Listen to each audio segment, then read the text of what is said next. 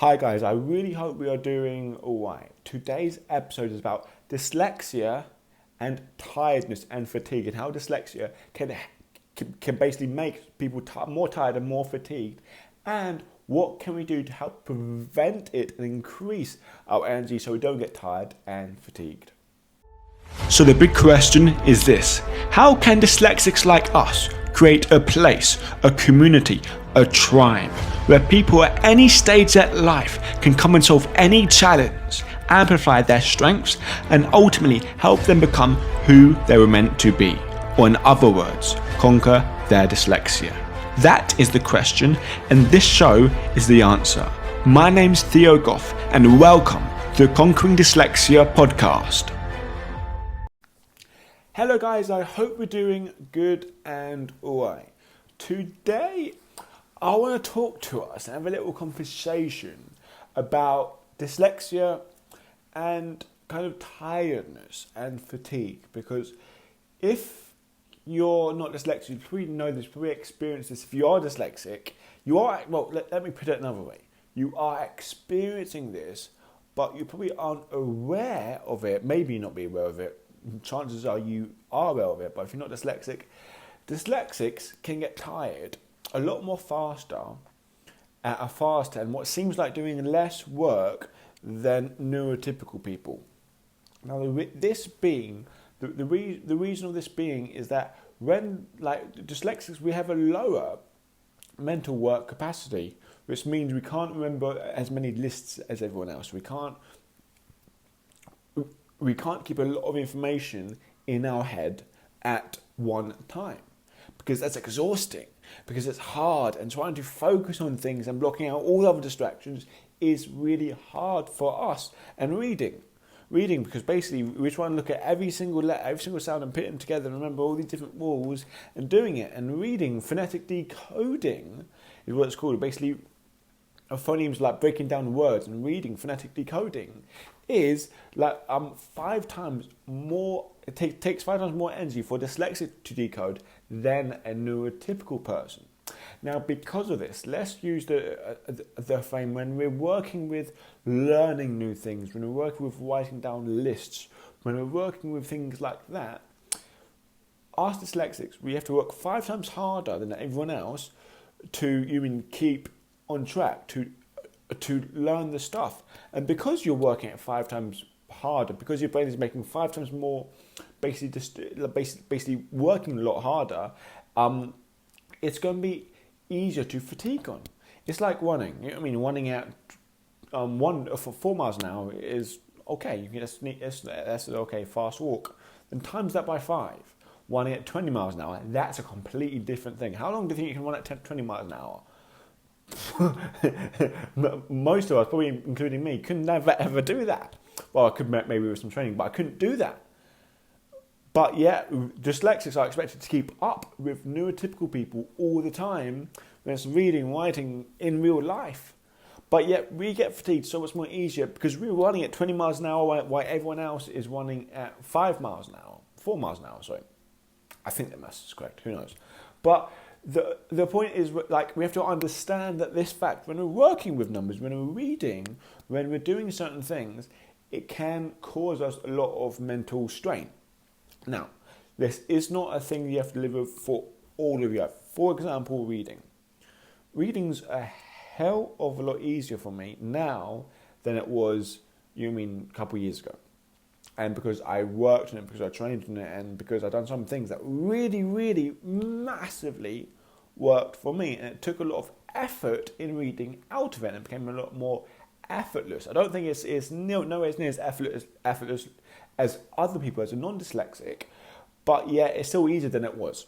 So, for example, if you think, oh, you're a kid, you've been working really hard to do these things, or your parent or parent of your son or daughter who's dyslexic, they're working hard to do these things, they won't always be like that. They won't always struggle like that. They won't always work that hard, because they would train their brain and get better and better and better learning certain skills. For example, let's say like boxing. My first boxing lesson, they're trying to teach me how to throw a jab. It's hard, okay? I have my hands like this. elbow is tucked in, my feet like this. And when you throw a jab, you have to turn your wrist over. And when you're turning your wrist over, you have to keep your elbow tucked in. Not your elbow, your shoulder tucked into to your chin, so that's protective. You keep your right hand locked in and touching your other chin. And when you're doing, you have to turn the hips and turn the toes and do everything in accordance. The first time I got it wrong the first 100 times. But then once I kept on practicing it, I got it right again and again and again.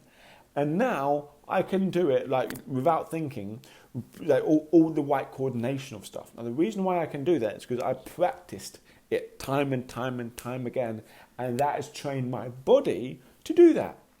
This is the same thing when it comes to learning, when it comes to making these distinctions. Now, your rate of progress might be slower than other people's, but yet still a rate of progress. And yes, there's ways to speed that up depending on the strategy you use, but the fundamental principle is the same. The more you practice something, the more you get easier at doing that particular thing. The more you practice it over and over and over again, your brain can make those distinctions and get better. It's called neuroplasticity and a thing called myelin. That's how it gets better. So it's not a curse on you. And when I was thinking about doing this, I wanted to do one about fatigue and about tiredness because I'll be 100% honest. I don't experience this in my life. I don't experience tiredness. I'm lying if I say I didn't. But I don't experience me and someone else working and I get tired and fatigued a lot more. Now, I take health and I take human energy very, very, very seriously. And I want this to be like, not about, oh, it's all doom and gloom and dyslexics, you need more breaks. Dyslexics, you need this, you need that, you need this. I can't say things that work for me, but I want to chat about how you can actually gain more energy. Because there's no point saying what you can't do, what's like a negative, without giving actual, real, practical solutions to improving it. So the first one is saying, okay, yes, it's fatiguing, and the biggest thing is breaks. People would always say break, have a break, have a chill out. And what works the most best for a break is really going for a walk outside in some fresh air if you can. A 5-minute walk, 6 minutes walk, 7-minute walk. Having some stretching, moving the body, especially in some rhythmical pattern where it can help everything get, refresh and get ready. Because if you want to break, okay, let's have a break. Let's go on social media for ages. That's not really a proper break. That's basically distraction. It's not a break. It's not something that actually refreshes yourself. For example, you could call it a break, but when I come home, I just did this a couple of minutes ago. I came home from working in the school, did a little 5-minute meditation. I felt tired. As soon as I did the meditation, I felt completely differently because I did certain things with my breath. I'd done certain things with my body to give me the energy it needs. Now, let's talk about energy here for a second. You are dyslexic, of course, but you are also a human being with biomechanics and how you can be healthy. And energy, mental energy as well as physical energy, they're both the same. And brains, they take up like 40% of your energy per day, which is a lot. Which is meaning like the quality of what the foods you eat, the quality of your physical health, physical fitness, and how much energy that can give you, massively dictates how much often you can be mentally fatigued. Because if you're not moving your body and if you're on a processed diet or all this stuff, you won't be able to have the mental clarity you would if you were exercising right now and eating a lot healthier. And that's just the way it is. So maybe here's a little trick. Obviously, dyslexia, things are hard, but if you're not exercising, not eating healthy, a big chance of your mental fatigue wouldn't be down to your dyslexia. Of course, things would be hard. Reading and writing would become easy. But if you do things to gain more energy in your life, you would be able to keep. You'll be able to keep focus for longer. You'll be able to do more things for a long period of time. So this is a balance here, because I really want to turn this into a dyslexia and sort of fatigue and tiredness, and sort of thinking, okay, yes, people with dyslexics get fatigued, get tired easier. And now I've explained this to you, and sort of I say this to you, and I remember like little stories. I remember trying to read a book, and after 20 minutes, I would just get nowhere. My head would be frazzled. I wouldn't be able to do anything else because it was so confusing. I remember reading Biff and Chip books and trying to read these books, and it just hurting my head, sounding out a word, thinking I know the sounds of it, and it's not right. Seeing this thing and thinking it's not making sense. I had this happen thousands of times. I think I know something. This word is spelled this way because of this happened, and I 100% know it. And a few months later, they say, no, this is 100% wrong. I go, what? Because what's the most annoying thing is be absolutely sure that you're right about something, and then for it to be proven wrong. And that time over and over and over again, that it really sort of like mentally fatigues you and obviously hurts you emotionally.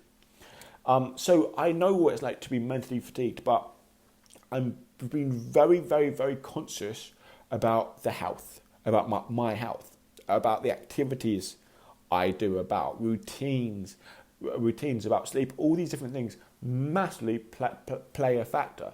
Because if I'm like tired, like haven't got a lot of sleep, it's hard for me to do a cognitive task.